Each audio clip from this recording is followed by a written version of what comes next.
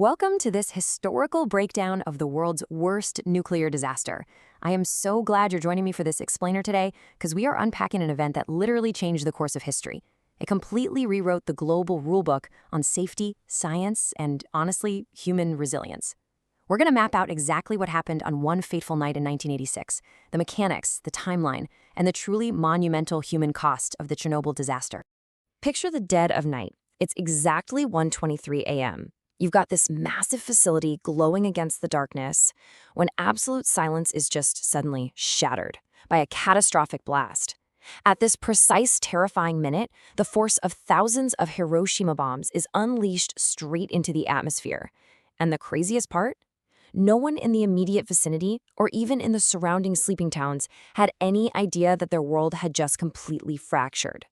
Okay, let's dive into this and set the scene. The date is April 26, 1986. We're in the northern part of Soviet-era Ukraine, right on the banks of the Pripyat River, and here stands the Chernobyl Nuclear Power Plant. Now, this was no ordinary facility. It was an absolute mammoth, featuring 4 massive reactors designed to supply electricity to millions of people. It was heralded as the absolute pride of Soviet nuclear engineering, a gleaming symbol of technological dominance. But, well, beneath that shiny exterior, a perfect storm was brewing. Section 1. The Reactor and the Flaw. So officially, reactor number 4, which was brought online in 1983, was an RBMK 1000 reactor. The government boasted this as the newest, most powerful, and safest nuclear technology in the entire world. But hidden deep inside that massive graphite core was a fatal design flaw. It was a severe vulnerability that was completely concealed from the operators who were just running their daily shifts. It was literally a ticking time bomb, just waiting for the exact right sequence of errors to go off. And that catalyst? It arrived disguised as something totally mundane, a routine safety test. On April 25th, operators initiated a standard procedure. The goal was just to see if they could use the spinning turbine's residual energy to keep water pumps running during a temporary power loss. Sounds incredibly standard, right? But because of that hidden flaw we just talked about, initiating this specific test caused the power levels to wildly fluctuate, which ultimately triggered a catastrophic, unstoppable meltdown. Section 2. The night of the explosion. Let's move to and see how this builds across the timeline, because it compounds so quickly. We have that April 25th test kicking things off. Then we hit that horrifying 1:23 a.m. mark on April 26th. Reactor 4 violently explodes. The massive 1,000-ton reactor lid is blown clean off, scattering burning, highly radioactive graphite debris across the entire facility. But the absolute most shocking part here, look at the delay at the end. It wasn't until April 27th, a full 36 hours later, that an evacuation order was finally issued for the neighboring city of Pripyat. Section 3. Facing the invisible enemy. Now, to really grasp this, we have to understand the enemy they were facing: radiation. When we think of disasters, we usually picture things we can run away from, right? Like raging floodwaters or a collapsing building. But this threat? Completely invisible. It had no color, no odor, it made absolutely no sound. Yet that exposed core was pumping thousands of roentgens per hour straight into the night sky. It's an environmental poison that passes instantly through human skin, altering your DNA on a cellular level. Just terrifying. And the very first to face this silent killer were the brave firefighters of Pripyat. They rushed to the scene without any specialized protective gear. No oxygen masks. They were completely unaware they were walking directly into a nuclear inferno. And this led to acute radiation syndrome, or ARS. The initial symptoms were brutal: immediate vomiting, dizziness, severe skin burns. Out of those initial first responders, 134 were afflicted with ARS, and tragically 28 of these heroic men died within just a few weeks. But their sacrifice, running blindly into that fire, literally saved the rest of the facility from going up in flames too. Meanwhile, just a couple miles away, this unimaginably tragic irony was unfolding. While 50,000 residents of Pripyat slept, completely unaware, this invisible threat was already quietly soaking into the soil, drifting down the streets, and settling right into their homes. The next morning, kids were literally out playing on the playgrounds. Couples were standing on their balconies admiring the strange, quote-unquote, beautiful glowing colors of the distant fire. When the evacuation buses finally arrived 36 hours later, people were told to pack for just 3 days. They never returned. Section 4. The ultimate human sacrifice. To truly understand the sheer severity of this environment, we have to look at the initial cleanup efforts.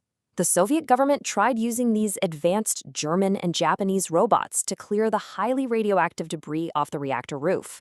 But the radiation was so intense that within days, the electronics literally fried. The physical gears melted down. And this brilliantly illustrates a grim reality. When the machines failed, humanity had to step in. They became known as biorobots. Human workers were sent out onto that lethal roof to shovel radioactive debris, and to try and limit their fatal exposure, they were given exactly 90 seconds per shift. Imagine that, 1 minute and 30 seconds to run out, shovel as fast as you can, and run back. I really want you to just sit with this number for a second. 600,000. This wasn't some small cleanup crew. This represents the total number of liquidators, the soldiers, the miners, specialized engineers, and just ordinary citizens who were drafted to contain this beast. Hundreds of thousands of individuals who willingly sacrificed their own long-term health, stepping right into the invisible line of fire to stop the disaster from spreading any further. So their ultimate goal was to build a shield. They constructed this massive concrete containment structure known as the sarcophagus. And the engineering metrics here are just staggering. It was built in just 7 desperate months. It took the labor of 206,000 workers and utilized a mind-boggling 400,000 tons of concrete just to physically entomb Reactor 4. It was this monumental feat of human engineering, built solely to cover up a monumental human mistake. Section 5. Global Impact and Human Cost. Obviously, the immediate surrounding area absorbed immense trauma. I mean, entire forests of pine trees absorbed so much radiation that they withered and turned this deep rust-red color, which is how it became known as the infamous Red Forest. But the scale of the fallout quickly became continental. This radioactive cloud was carried by wind patterns, spreading over 200,000 square kilometers of Europe. From Ukraine, it reached as far as Scandinavia, Germany, and France.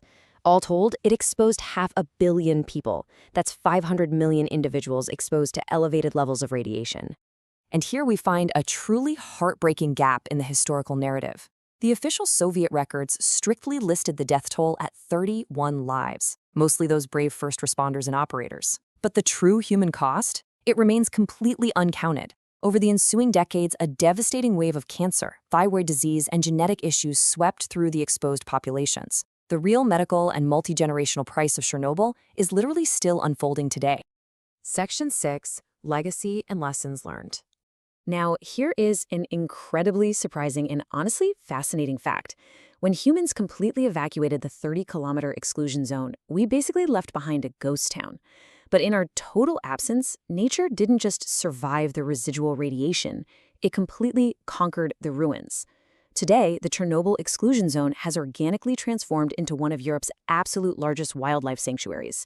You've got thriving populations of wolves, bears, wild horses, and eagles just roaming through this crumbling, overgrown Soviet architecture. It's a stunning testament to the resilience of the natural world, don't you think? But while nature thrived, the reactor itself still required human intervention. That original concrete sarcophagus from 1986 was so hastily built that it began to seriously degrade. So in 2016, humanity had to step up again, this time through unprecedented international cooperation. Just look at the scale of this project. Funded by 45 different countries at a massive cost of $2.1 billion, engineers constructed the new safe confinement. Guys, it is literally the largest movable metal structure in human history. They built this massive steel arch away from the reactor, and then slowly, carefully slid it right over the crumbling sarcophagus to safely seal the radiation for the next century. But the legacy of Chernobyl extends way beyond that giant steel arch.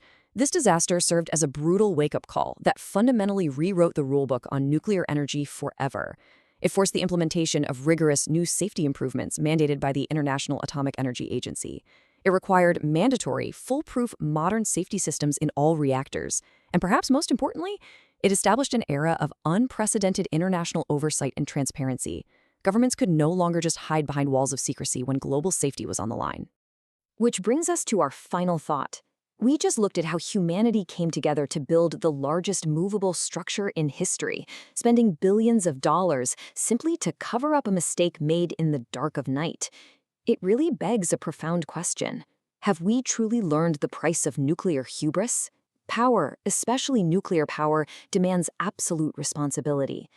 Chernobyl stands as a permanent monument to what happens when we forget that. Remember, those who deeply understand history are the only ones truly equipped to safely create our future.